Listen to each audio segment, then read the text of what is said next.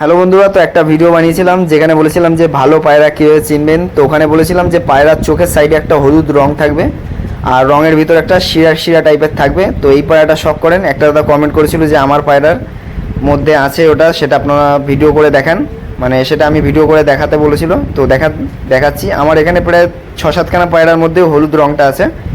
তো এই দেখেন পায়রাটার চোখটা যখনই রোদে রাখবো তখনই কিন্তু ওই হলুদ রঙটা বেশি ফুটবে।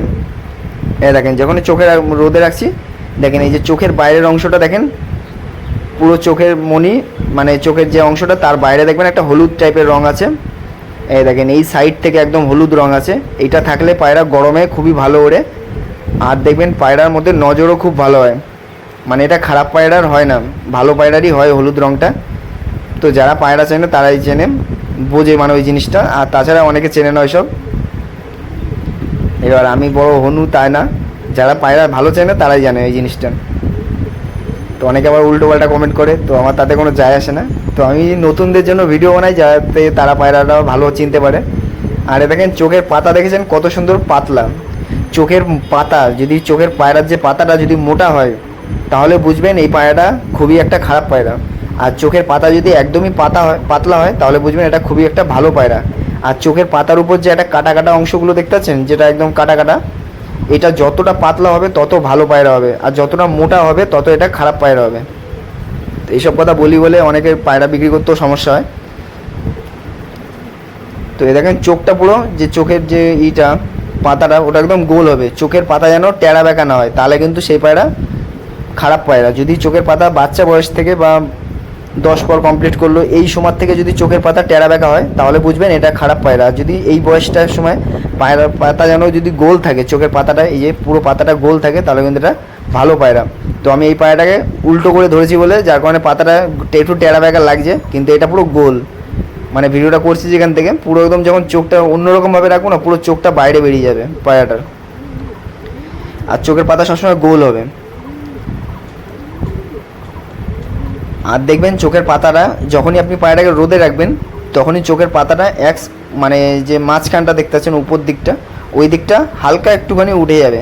তো আমি অন্য ভিডিও করে দেখিয়ে দেবো। তো আমি পায়রাটাকে ঠিকমতো রাখতে পারছি না, কারণ আমি একাই ভিডিও বানাই, যার কারণে অনেক অসুবিধা পায়রাটা। কারণ এইখানটা রোদ নেই, যেখানটা রোদ আছে সেখানটা ভিডিও মানে নিয়ে গেলেও হচ্ছে না, অন্যরকম টাইপের হয়ে যাচ্ছে। তো দেখেন আর একটা পায়রা আপনাদের দেখাচ্ছি।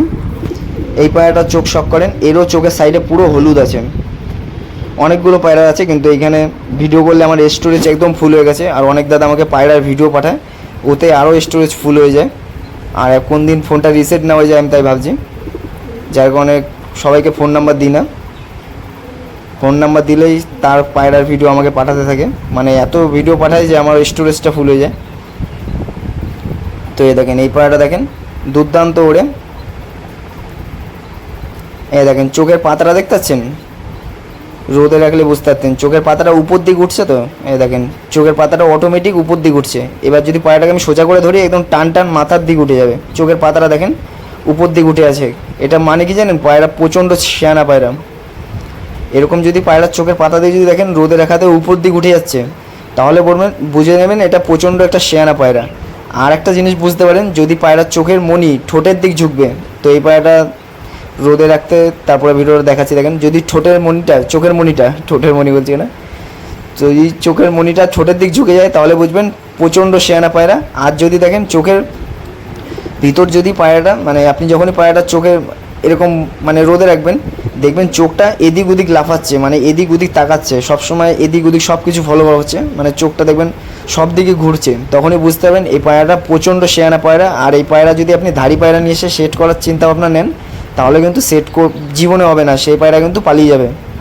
তো যে পায়রার চোখের মণি দেখবেন রোদে রাখাতে বা এমনি আপনি ধরবেন, দেখবেন ছটফট করছে, এদিক ওদিক লাফালাফি করছে চোখের মণি বলতে গেলে পুরো চোখটাই দেখবেন এদিক চলে যাচ্ছে ওদিক চলে যাচ্ছে, মানে এদিক ওদিক সব কিছু ফলো করছে, তাহলে বুঝবেন এই পায়রা আপনি সেট করতে কখনোই পারবেন না। এই পায়রাকে বাচ্চাবেলায় সেট করতে হবে, আর না হলে পায়রা কিন্তু বাড়ি ছেড়ে পালিয়ে যাবে। হ্যাঁ দেখেন এই পায়রাটাও দেখেন চোখের মণিটা, এই মণি বলছি কেন, চোখের পাতাটা উপর দিকে উঠে যাচ্ছে। এই পায়রাও প্রচণ্ড শিয়ানা পায়রা, সহজে কাউকে ধরা দেয় না। আর এই যে কালো বাচ্চাটা, এটাকে আমি সেট করেছিলাম 5 পরে, আর এখন 7 পর হয়ে গেছে। প্রচণ্ড মস্তি হয়ে গেছে, উড়াতে পারছি না। তাও একদিন পায়রাটা 6 ঘন্টা উড়েছিল, তারপরের থেকে 2 ঘন্টা 3 ঘন্টা উড়েই ওর মুডের উপর পায়রাটা মানে জোড়া খেয়ে গেছে একটা পায়রার সাথে, ডিম দিয়ে দিয়েছে। ও বাইরে থেকেই ওম দেয়, ওকে ওই ঘরে ঢুকতে দিই না, ও বাইরে থেকে ওম দেয়, মাদিটা ভিতরে বসে ওম দেয়, যার কারণে এই পায়রাটাকে ছাড়ছি না। আর না, এই পায়রাটা ভালো ওড়ে। ভেবেছিলাম মাদি হবে, কিন্তু দেখছি এখন নর হয়ে গেছে। এইটা একটা দাদাকে দেবো ভেবেছিলাম, কিন্তু এটাও নর হয়ে গেছিলো। তো আমার পায়রা বেশিরভাগই দুটোই মাদি দুটোই নর হয়। আর এই একটা বাচ্চা পায়রা, এটাও একটা দাদাকে দেওয়ার মানে কথা ছিল, কিন্তু সে দাদাটা আর আসতে পারিনি। তো বাচ্চাটা এখন অনেকটাই বড় হয়ে গেছে, 1.5-2 পর হয়ে গেছে। মানে এই পায়রাটা বাচ্চাটা ভালো উড়বে। তো মাদি হবে কিনা নর জানি না, কিন্তু এদের বাচ্চা প্রত্যেকটাই মাদি হয়। এই যে কালাঙ্কা পায়রা, এই যে পায়রাটার ডানা, ছোট পায়রা একদম। পায়রাটা নামার চেষ্টা করছে এখানটা, এই যে নামিয়ে দিলাম। তো এগুলো সব আগের সেটের বাচ্চা, এর মধ্যে অনেক বাচ্চা সেল করে দিয়েছিলাম। এই একটা জিরিয়া বাচ্চা, আর এই জিরিয়া বাচ্চাটা আমি একটা আমার বন্ধুকে দিয়ে দিয়েছি। তো এই পায়রাটাও নেওয়ার কথা ছিল, মানে 3টে পায়রা টোটাল নেওয়ার কথা ছিল। তো আসতে পারিনি, আর কী করা যাবে, অনেক দূরে বাড়ি, দূরে বাড়ি হলে সমস্যা। এই একটা জিরিয়া বাচ্চা। তো এই পায়রাগুলো ভাবছি ওড়াবো। তো একটা আমার বন্ধুকে দিয়ে দিয়েছি, ও উড়াক। আর এই দুটো আমি ভাবছি সেট করে নেবো পায়রা দুটোকে, কারণ আর সে হয়তো নেবে না বলে মনে হচ্ছে, কারণ আমার কাছে আরও বাচ্চা আছে, পরে যখন আবার নেবে তখন পরে আবার করে দেবো যদি নেয়। আর দেখেন জিরিয়া বাচ্চা, একটা ব্রেকআপ, আর একটা হলো মুন্ডি সাদার বাচ্চা। এই একটা বাচ্চা, ছোট্ট বাচ্চা, একদম সিম্পল বাচ্চা একদম। দেখেন খেলাখেলি শুরু।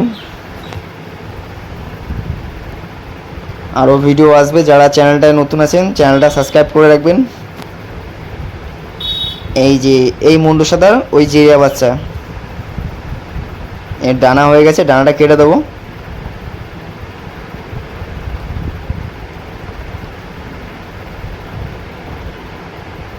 তো এই বাচ্চাটা এখন নামার চেষ্টা করছে, দেখেন।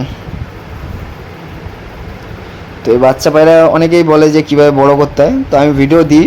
তো যারা নতুন আছে চ্যানেলটা তারা বুঝতে পারে না যে কীভাবে বাচ্চা পায়রা আমি বড় করি। তো মুরগির ম্যাচ খাওয়াই, তাতেই কিন্তু বাচ্চা পায়রা বড় হয়ে যায়, এতে কোনো অসুবিধা হয় না পায়রা।